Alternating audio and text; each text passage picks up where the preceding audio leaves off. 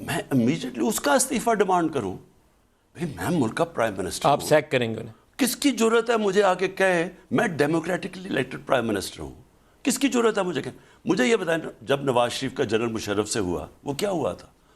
انہوں نے جب جنرل مشرف گیا ادھر سری لنکا، جب اتنے بزدل آدمی کہ وہ جب سری لنکا گیا پیچھے سے وہ دوسرا جنرل ضیاء جو بھی تھے اس کو بلا کے کہتا میں تمہیں آرمی چیف ڈکلیئر کر دیا.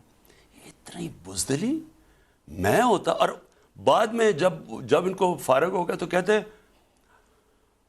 ہمیں پتہ ہی نہیں تھا کارگل کے اوپر انہوں نے حملہ کر دیا. اگر آپ ہوتے تو کیا کرتے؟ اگر میرے پوچھے بغیر کارگل کے اوپر کوئی آرمی چیف حملہ کرتا میں اس کو سامنے بلاتا اور میں اس کو سیک کرتا.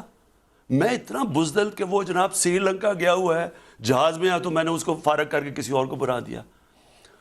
اصل میں مسئلہ ان کا یہ ہے، دیکھیں ندیم، ان کا پرابلم یہ اس ملک کو گورننس کرنے نہیں آتے، یہ مال بنانے آتے ہیں.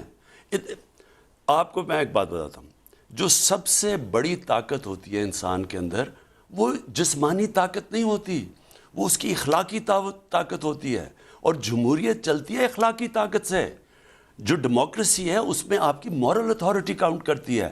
بندوقیں تو آپ کے پاس نہیں ہوتی، وہ تو فوج کے پاس ہے. ان کے پاس کوئی مورل اتھارٹی رہتی نہیں ہے. پہلے یہ آپ کو بھول گئے ہیں کہ جب ان کو 2/3 ملے تو امیر المومنین بننے کی کوشش کی. یہ کیوں ان کو، مجھے کیوں نہیں امیر المومنین بننے کی کوشش کرنا؟ یہ کیوں ایک دم امیر المومنین؟ کیونکہ سارے اداروں کو کنٹرول کرنا چاہتے ہیں یہ.